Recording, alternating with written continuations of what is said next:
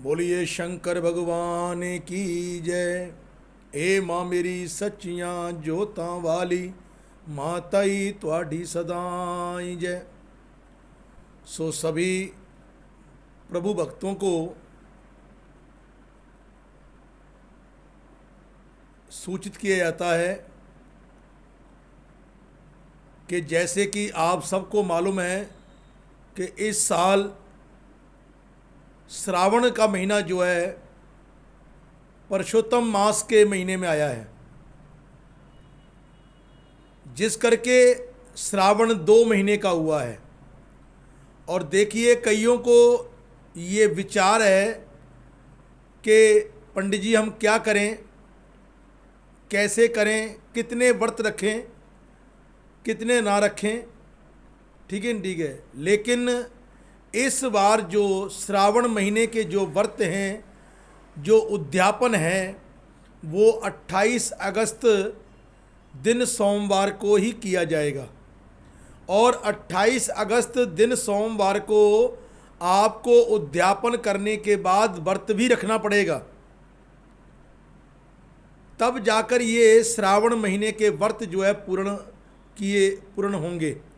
तो इसलिए मेरी आप सबसे प्रार्थना है कि जो है आप अपने श्रद्धा मुताबिक अपनी पूरी भावना से भगवान शिव के व्रतों को पूरा करें। और जो है 28 तारीख को जो है भगवान शिव का उद्यापन करें।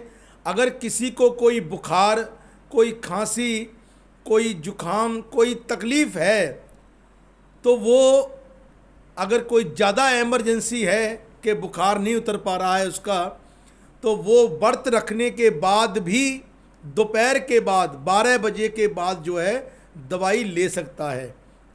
ठीक है जी, इसमें कोई जो है परेशानी वाली बात नहीं है।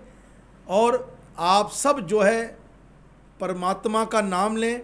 भगवान शिव के जो आप ये व्रत रखते आ रहे हो, इन व्रतों का बड़ा ही महत्व है।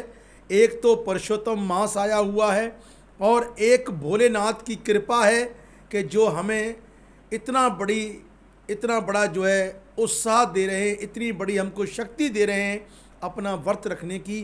तो आप जो है सभी भक्तजन जो है 28 तारीख दिन सोमवार को जो है आप उद्यापन करें भगवान का।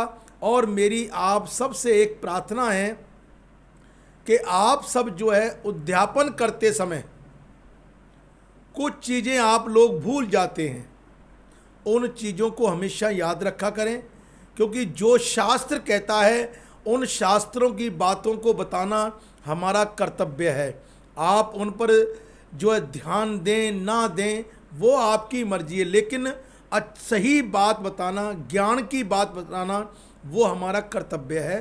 कि आप जो है सोमवार को, जिस दिन आपने जो है भगवान शिव को पूजना है, चढ़ाना, दूध चढ़ाना है, उद्यापन करना है, तो जो लेडीज़ हैं, जो माताएं हैं, उनसे मेरी हाथ जोड़कर प्रार्थना है कि अगर वो दही, दूध, शहद, घी या खंड बूरा या शक्कर चढ़ाएं, तो मेरी उनसे ये प्रार्थना है कि वो भगवान शिव के शिवलिंग को जो है अपने हाथों से जो है मले नहीं।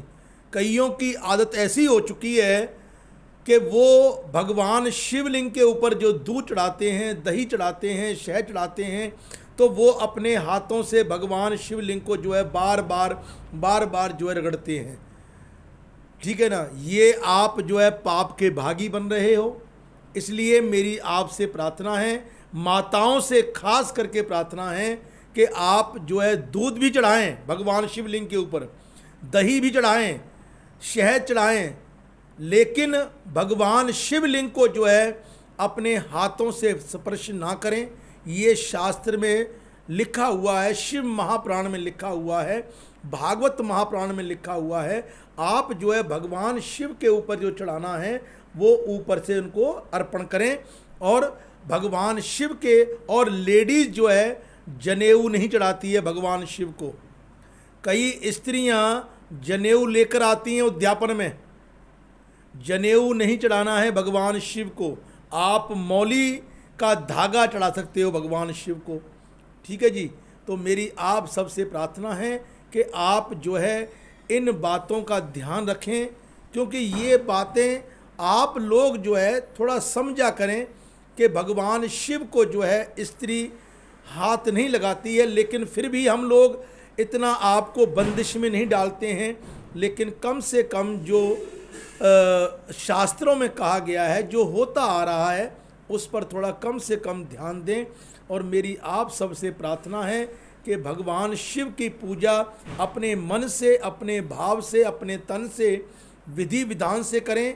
जैसी भी आपको पूजा करनी आती है आप उसके मुताबिक पूजा कीजिए, उसका फल भोले भंडारी आपको बहुत अच्छा देंगे।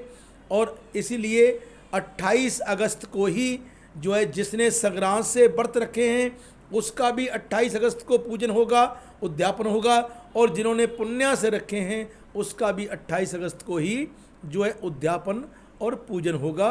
तो मेरी आप सबसे ये प्रार्थना है कि आप जो है किसी यूट्यूब की बातों पर ना जाएं। ठीक है ना।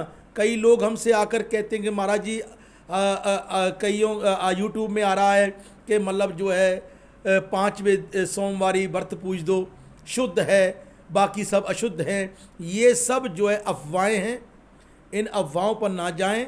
अगर आपको यूट्यूब पर विश्वास है तो फिर जो है मंदिरों में जो पुजारी बैठे हुए हैं, जो आपकी जो सेवा में बैठे हुए हैं, कम से कम उनसे जानकारी ले लीजिए।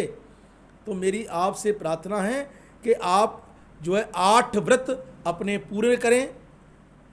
ठीक है ना। और 28 अगस्त को उद्यापन करने के बाद भी उस व्रत को आपको रखना पड़ेगा, तब जाकर वो आपके 8 व्रत पूर्ण होंगे। बोलिए शंकर भगवान की जय।